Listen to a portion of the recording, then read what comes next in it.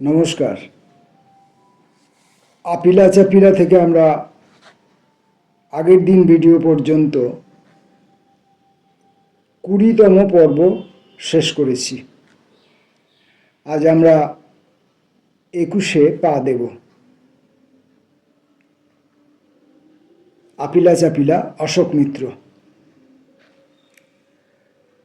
ঘটনাক্রম অতি দ্রুত এগিয়ে এলো। কয়েকদিনের মধ্যে আওয়ামী লীগের সবচেয়ে স্থিতধী নেতা তাজউদ্দিন আহমেদ দিল্লি পৌঁছে গেলেন। পাকিস্তানের সঙ্গে মুখোমুখি যুদ্ধে আপাতত লিপ্ত না হয়েও ভারতবর্ষ কোন ধরনের কী পরিমাণ সাহায্য করতে পারে তার বিশদ ফিরিস্তি তৈরি হলো। আমার দিল্লিস্থ সুহৃদ অতি চমৎকার ব্যক্তি বিশ্বনাথ সরকার তখন সেনাবাহিনীর কোয়ার্টার মাস্টার জেনারেল, কিন্তু একেবারেই জঙ্গিপনা নেই। আমার লেখার ভক্ত, দেশের ভবিষ্যৎ নিয়ে প্রায়ই আলোচনা করতেন। ঘন ঘন আমার বাড়িতে তাঁর যাতায়াত। ভারত সরকার থেকে তাঁকে দায়িত্ব দেওয়া হলো পূর্ব পাকিস্তানের স্বাধীনতা যোদ্ধাদের সহায়তার স্বার্থে গুপ্ত বাহিনী তৈরির উদ্যোগ সংগঠনের।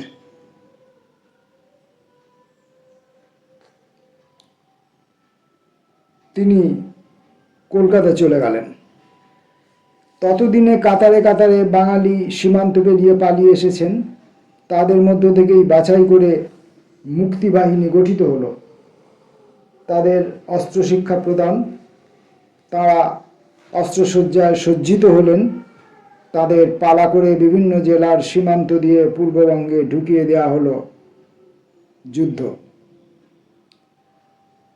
অচিরে আমাদের লোদি এস্টেটের বাড়ি পূর্ব পাকিস্তান থেকে আগত অর্থনীতিবিদ ও অন্য অতিথিদের ডেরা হয়ে উঠল। বাড়ি ঘিরে রক্ষী বাহিনীর পরীক্ষা। অপরিচিত কেউ ঢুকলেই সঙ্গে সঙ্গে প্রধানমন্ত্রীর দপ্তরে খবর পৌঁছয়। মিনিট কয়েকের মধ্যে হ্যাকসারের টেলিফোন, ওই অচেনা লোকটা কে, কেন তোমার বাড়িতে ঢুকেছে। মুশকিল হতো রেহমান শোভানকে নিয়ে। সে চঞ্চল, সে বহির্মুখী, তার ক্লান্তিহীন উৎসাহ।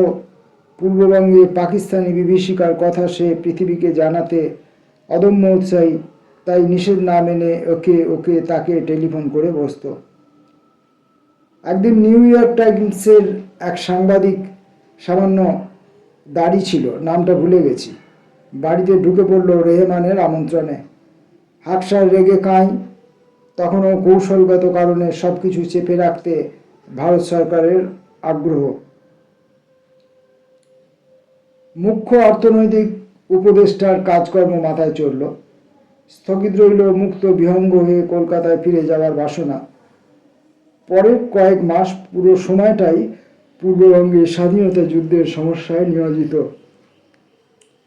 আনিস রেহমান তো ছিলই, ক্রমে ক্রমে পূর্ববঙ্গ থেকে আরও অনেকে এলো, যেমন ওয়াহিদুল হক, যে পরে কিছুদিনের জন্য বাংলাদেশের অর্থমন্ত্রী হয়েছিল, যেমন খুব কম সময়ের জন্য হলেও আজিজুর রহমান খান, যার বুদ্ধির ঔজ্জ্বল্য ও স্বভাবের মাধুর্যের তুলনা হয় না।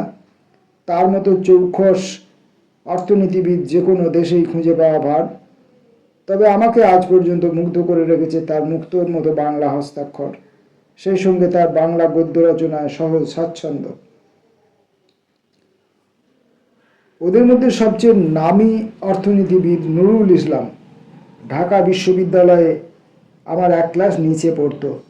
বাংলাদেশের স্বাধীনতার লাভের পর রাষ্ট্রীয় পরিকল্পনা পরিষদের প্রধান হয়েছিল।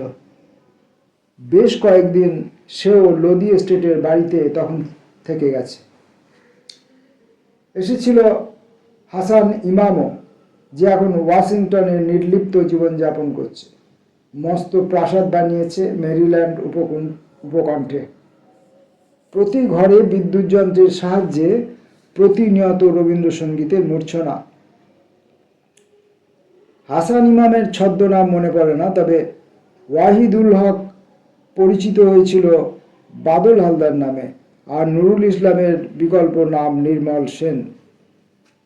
একদিন নুরুল দিল্লি থেকে কাকে যেন কলকাতায় টেলিফোন করছিল। হঠাৎ উদ্ভ্রান্ত, আমার দিকে তাকিয়ে কাতর প্রশ্ন, আমার নামটা কি যেন? নামটা কি যেন? হাকসার পৃথ্বীনাথ ধরের সঙ্গে আলোচনা করে সিদ্ধান্ত নেওয়া হয়েছিল এই অর্থনীতিবিদ ও সমাজবিজ্ঞানীদের পশ্চিম ইউরোপ ও মার্কিন যুক্তরাষ্ট্রের বিদ্বজ্জন মহলে অনেক চেনা জানা আছে। দিল্লিতে গা ঢাকা দিয়ে থাকার বিশেষ সার্থকতা নেই। কয়েক সপ্তাহ বাদে বাদে বেনামি ভারতীয় পাসপোর্ট ও যথেষ্ট বিদেশি মুদ্রা সঙ্গে নিয়ে তাদের সবাইকে পছন্দ মতো দেশে পাঠিয়ে দেওয়া হবে। মার্কিন মুলুকে কিংবা Norway, Sweden, England, Germany, France নয়তো কানাডাতে সেখানে পৌঁছে তারা পাকিস্তানের অনাচারের বিরুদ্ধে বাংলাদেশের স্বাধীনতা যুদ্ধের সপক্ষে প্রচার করবে, সমর্থন সংগ্রহ করবে, এখানে ওখানে বক্তৃতা দেবে, প্রবন্ধ লিখবে। রেহমান সোবহান, আনিসুর রহমান, নুরুল ইসলাম এদের প্রত্যেকের ক্ষেত্রেই এ ব্যবস্থা হলো। ইউরোপের বিমানগুলি দিল্লি থেকে সাধারণত বেশ রাত্রিরে ছাড়ে। প্রায় নিয়ম দাঁড়িয়ে গেল, মধ্যনিশীতে ভারতীয় গোয়েন্দা বাহিনীর কেউ আসবেন, তাদের অতিথিকে টিকিট ও পয়সা করি বুঝিয়ে দেবেন, নিঃশব্দে গাড়িতে তুলবেন, ইউরোপ বা আমেরিকাগামী বিমানে তুলে দেবেন, বিমান নির্বিঘ্নে ছেড়েছে জেনে বাড়ি ফিরে ঘুমাবেন। কাহিনীর মধ্যেও কাহিনী, একটু পেছিয়ে যেতে হয়। কান্ডির সেই বৈঠকে পাকিস্তান থেকে যে 7 বাঙালি উপস্থিত ছিল, তাদের একজনের সম্মেলন শেষ হওয়ার কয়েক মাসের মধ্যে দিল্লি পাকিস্তানি দূতাবাসে অর্থনৈতিক উপদেষ্টা হয়ে আগমন। আমার বাড়িতে তার আনাগোনা শুরু হলো। তার সঙ্গী রূপে আরও 2-1 দূতাবাস কর্মরত বাঙালি, সবাই বাচ্চা ছেলে, অনেকেই অবিবাহিত। সুতরাং আমার স্ত্রী তাদের পরম স্নেহের সঙ্গে আপ্যায়ন করতেন, প্রায়ই খাওয়ার নেমন্তন্ন, গানের জলসা তো অফুরান। কিছুদিন বাদে আমি তখনও কৃষিপণ্য মূল্য কমিশনের সভাপতি। দপ্তরে এক পুলিশ কর্তা দেখা করতে এলেন। আমার খানিকটা বিস্ময়বোধ, ওরও একটু জড়সড় অবস্থা। সরকারের সচিব পর্যায়ের একজনের কাছে এসেছেন, কথা প্রায় জড়িয়ে যাচ্ছে। ভদ্রলোক বাঙালি, এটা ওটা ভনিতার পর হাত কষলে হঠাৎ তার আকুল জিজ্ঞাসা, স্যার যদি অপরাধ না নেন একটা প্রশ্ন করতে পারি? পাকিস্তানি দূতাবাসের লোকজনেরা এত ঘন ঘন কেন আপনার বাড়িতে আসে? হেসে ফেললাম। হেসেই বললাম, এরা অনেকেই ঢাকা বিশ্ববিদ্যালয়ের ছাত্র, কেউ কেউ আমার পরিচিত জনের পুত্র বা ভ্রাতুষ্পুত্র। রবীন্দ্রনাথের গান ভালোবাসে, বাঙালি রান্না ভালোবাসে। আপনাদের আপত্তির কারণ কি? ভদ্রলোক মুখ নিচু করে চলে গেলেন। ওই অধ্যায়ের ওইখানেই ইতি। তবে যা বলছিলাম, কাহিনীর মধ্যেও কাহিনী। পূর্ববঙ্গে মুক্তিযুদ্ধ, লোডি এস্টেটের বাড়ি পূর্ববঙ্গীয় অতিথিবৃন্দে বোঝাই। একদিন মধ্যরাতে ভারতীয় গোয়েন্দা বাহিনীর নিঃশব্দ গাড়ি আমার বাড়িতে এসে থামল। ওয়াহিদুল হককে কানাডাগামী বিমানে তুলে দিতে পুলিশের লোক এসেছেন, টিকিট ও অন্যান্য আনুষঙ্গিক শুদ্ধ। হঠাৎ ওয়াহিদকে বিমানে পৌঁছতে আসা পুলিশ অফিসারটি 2 জুতো জড়ো শব্দ করে আমাকে স্যালুট জানালেন। তাকিয়ে দেখি কৃষি ভবনে তদন্তে আসা সেই অফিসারটি। মজা করে তাকে বললাম, এবার তো বুঝতে পারছেন পাকিস্তানি দূতাবাসের লোকজনেরা কেন আমার বাড়ি আসা যাওয়া করত। সবচেয়ে বেশি দিন ছিল মইদুল হাসান। এক সংবাদপত্রের স্বত্বাধিকারীর জামাতা হওয়ার সুবাদে সে সম্ভবত পত্রিকাটির কোনো গুরুত্বপূর্ণ পদে অধিষ্ঠিত ছিল। পরে অবশ্য তার বিবাহ বিচ্ছেদ হয়ে যায়। অত্যন্ত বুদ্ধিমান ছেলে, কথাবার্তায় আলাপ আপ্যায়নে তুখোড়, দেশ বিদেশের ঘটনাবলী সম্পর্কে ওয়াকিবহাল, তাজউদ্দিনের খুব কাছের মানুষ। ততদিনে বনগাঁ সীমান্তে স্বাধীন বাংলাদেশ সরকার গঠিত হয়ে গেছে। রাষ্ট্রপতি পূর্ব পাকিস্তানের বন্দী শেখ মুজিব, উপরাষ্ট্রপতি ঢাকা বিশ্ববিদ্যালয়ে আমার সমসাময়িক সৈয়দ নজরুল ইসলাম, প্রধানমন্ত্রী তাজউদ্দিন আহমেদ। প্রায় প্রতি সপ্তাহে দুর্গাপ্রসাদ ধর ও হাকসারের সঙ্গে পরামর্শের উদ্দেশ্যে তাজউদ্দিনের দূত হিসাবে মহিদুলের দিল্লি আগমন। থাকতো আমাদের সঙ্গে। আনিস রহমানের মতোই আমাদের ঘরের লোক হয়ে গিয়েছিল। চমৎকার ছেলে, বিশেষ করে মহিলাদের আকর্ষণ করার মতো অনেক গুণ ওর ছিল। আমাদের পক্ষে একটি দুঃখজনক ঘটনা, এই ডামাডোলের সময়ে সে আমার এক বন্ধুপুত্রের স্ত্রীর সঙ্গে মায়ায় জড়িয়ে পড়ে, পরে তাকে বিয়েও করে। বন্ধুপুত্রটির জীবন তারপরই ক্ষতবিক্ষত হয়ে যায়।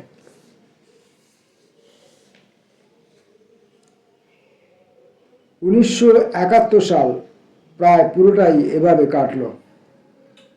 বাংলাদেশে স্বাধীনতা যুদ্ধ কয়েক মাস গড়ালে ভারত বাহিনীর প্রকাশ্যে সক্রিয় সমর্থন, ভারতীয় সেনাদের পূর্ববঙ্গ অভিযান, ইন্দিরা গান্ধীর সমর বিজয়, তার প্রখ্যাতি দিক দিগন্তে ব্যাপ্ত। মার্কিনদের নাক ঘষে দিয়েছেন তিনি। তার সাহস, প্রতিজ্ঞা, কল্পনা শক্তিকে হেলা করার কোনো কারণও নেই। তবে ইতিহাসের যে কথা লেখা থাকবে না, পাকিস্তানকে পরাভূত করার জন্য প্রধান কৃতিত্ব আসলে বর্তায় পরমেশ্বর নারায়ণ হাকসারের অগাধ বুদ্ধি ও কলাকুশলতার উপর। 16ই ডিসেম্বর পাকিস্তানি বাহিনী ঢাকায় আত্মসমর্পণ করল। ইন্দিরা গান্ধীর জয়যাত্রার রথ অপ্রতিরোধ্য। মাত্র কয়েক মাস আগে গরিবি হটাওয়ের উপর ভর করে লোকসভায় পর্যাপ্ত সংখ্যাধিক্য পেয়েছেন। তারও কিছুদিন আগে বুড়ো বুড়ো কংগ্রেসীদের কুপকাত করেছেন। বামপন্থীর সাহায্যেরও তার এখন আর দরকার নেই। পশ্চিমবাংলা থেকে কমিউনিস্টদের নিশ্চিহ্ন করতে এখন তিনি প্রচণ্ড আগ্রহী। হাকসারের মনোভাব ঠিক বোঝা যাচ্ছিল না। সেপ্টেম্বর অক্টোবর মাসে স্নেহাংশু আচার্য একবার দিল্লি এসেছিলেন। তখন ইন্দিরার দুই প্রধান পরামর্শদাতা দুর্গাপ্রসাদ ও পৃথ্বীনাথ ধরকে আমার বাড়িতে আহ্বান করে তার সঙ্গে বৈঠকে বসিয়ে দিয়েছিলেন। স্নেহাংশুবাবু ধরদের যা বলেছিলেন তার সারাৎসার, আপনারা শত চেষ্টা করেও মার্ক্সবাদী কমিউনিস্ট পার্টিকে পশ্চিমবাংলা থেকে উৎখাত করতে পারবেন না, সুতরাং মহিলাকে নিবৃত্ত হতে বলুন। পরে বোঝাই গেল এসব কথা কোনো কাজ হয়নি। ইন্দিরা গান্ধী সেই ঋতুতে পুরোপুরি সিদ্ধার্থ শঙ্করময়। নকশালপন্থীদের মধ্যে ঢুকে গিয়ে পুলিশ কর্তৃক গুপ্ত হত্যার বহর ক্রমশই বিকট আকার ধারণ করছিল। বোধহয় পূর্ব পরিকল্পনা শুরু হয়ে গিয়েছিল। যে করেই হোক মার্ক্সবাদী কমিউনিস্টদের আর পশ্চিমবাংলার ক্ষমতায় ফিরতে দেওয়া হবে না। পুলিশ বাহিনী, গুপ্তচর বাহিনী ও সমাজ বিরোধীদের সম্মিলিত আক্রমণের উদ্যোগ গ্রহণ করা হচ্ছিল, যার সামান্যতম খবরও বামপন্থীদের কাছে পৌঁছচ্ছিল না।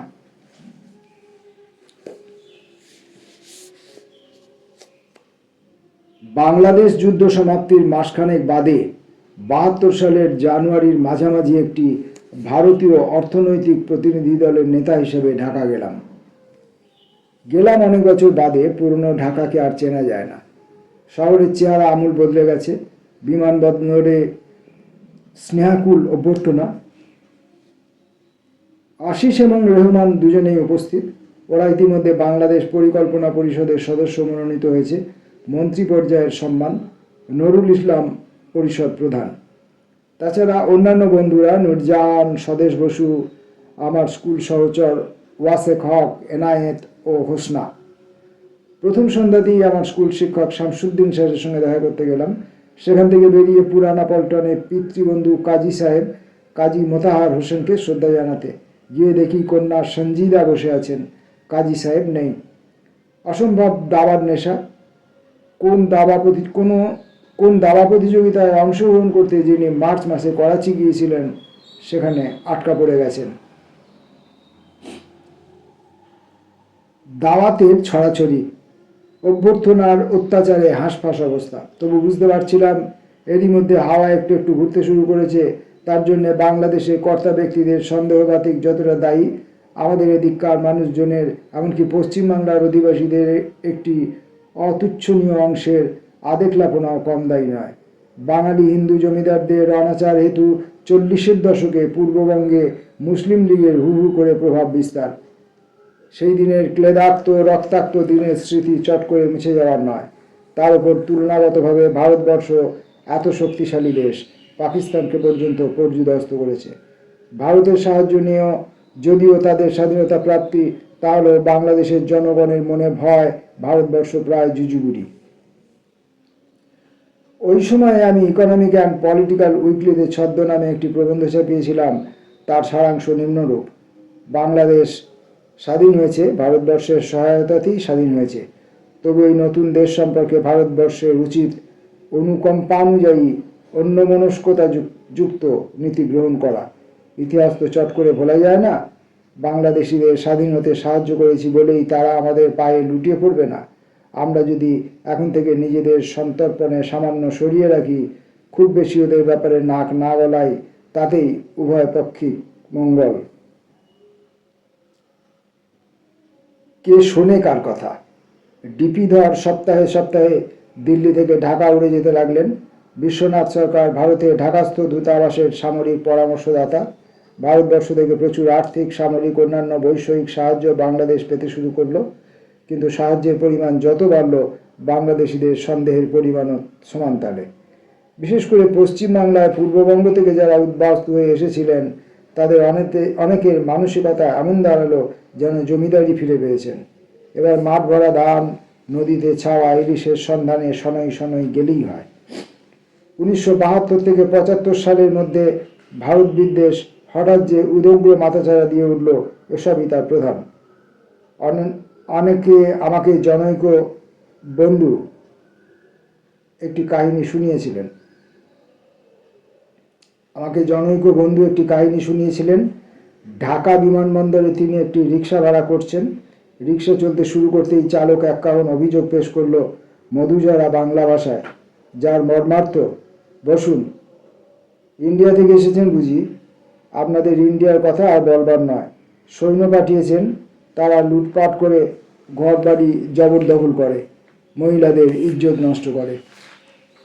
কিছু ধান চাল পাঠিয়েছেন, তাতে পোকা কিলবিল করছে, তারপর কাঁকড়ে পাথরে ঠাসা। সামান্য কিছু শাড়ি কাপড় পাঠিয়েছেন, সব ছেঁড়া ফোড়া, গর্তে ভরা। আর যাও একটা কবি পাঠিয়েছেন, সেটাও বদ্ধ পাগল। ভীষণ ব্যথা পেয়েছিলাম নজরুলকে ইঙ্গিত করে এমন উচ্চারণে, কিন্তু এটাও আমাদের কর্মফল। বুঝতে পারছিলাম দিল্লির পালা এবার সত্যই ফুরিয়েছে। আমার অত্যন্ত শ্রদ্ধাভাজন এক বহু অভিজ্ঞ বিচক্ষণ ব্যক্তিকে ঢাকায় রাষ্ট্রদূত করে পাঠানো হয়েছিল, কিন্তু কলকাঠি নাড়া হতো দিল্লি থেকে। যুদ্ধ জয়ের পরেই দিনই সংসদে অটল বিহারী বাজপেয়ী ইন্দিরা গান্ধীকে মা ভগবতী রূপে সম্বোধন করেছেন। পল্লীতে, নগরে, বন্দরে অভিভূত প্রশস্তিগাথা ওরকম বিবমিষা উদ্রেককারী বিদূষণার পরিবেশে আমার মানসিক গঠন নিয়ে টিকে থাকা অসম্ভব। প্রধানমন্ত্রী সম্মান ও ক্ষমতার মগডালে সকলের ধরাছোঁয়ার বাইরে। লন্ডনের ইকোনমিস্ট পত্রিকায় খেতাব দেওয়া হলো ভারত সম্রাজ্ঞী। দেশের অন্যান্য রাজনৈতিক নেতারা রাতারাতি চুনোপুটি বনে গেল। একটা ঘটনার উল্লেখ করি। কয়েকজন কেন্দ্রীয় মন্ত্রী, কয়েকজন বিভিন্ন রাজ্যের মুখ্যমন্ত্রী এবং একজন দুজন উঁচু মহলের আমলা নিয়ে একটি কমিটি গঠিত হয়েছিল ভূমি সংস্কারের পরবর্তী কর্মসূচি নিয়ে দিক নির্দেশের জন্য। সেটা বোধহয় 72 সালের জানুয়ারি মাসের শেষ দিকে। কৃষি ভবনের কমিটি কক্ষে বৈঠক বসল। বৈঠক কয়েক মিনিট এগোতে না এগোতেই জনৈক মুখ্যমন্ত্রী আমার দিকে তাকিয়ে বলে উঠলেন, ডক্টর সাহেব, এত আলোচনার কি দরকার? ম্যাডাম যা চাইছেন তাই আপনি লিখে দিন না কেন? অন্ধ দেবী পূজার অন্য একটি উদাহরণ। রাজ্যসভা না লোকসভায় জনৈক সংসদ সদস্য প্রশ্ন করছেন, এটা কি সত্য যে গত বছরের তুলনায় এবছর শিল্প সংঘাত অনেক কম ও অনেক কম শ্রম দিবস নষ্ট হয়েছে? এরকম হয়ে থাকলে তার কারণ কি? মন্ত্রীর সহস্র উত্তর, হ্যাঁ মহোদয়, গত বছরের তুলনায় এবছর শিল্প সংঘাত যথেষ্ট হ্রাসপ্রাপ্ত। এই আশ্চর্য জাদু ঘটেছে মহিমাময়ী প্রধানমন্ত্রীর অনির্বাচনীয় নেতৃত্বের শুভ পরিণামে।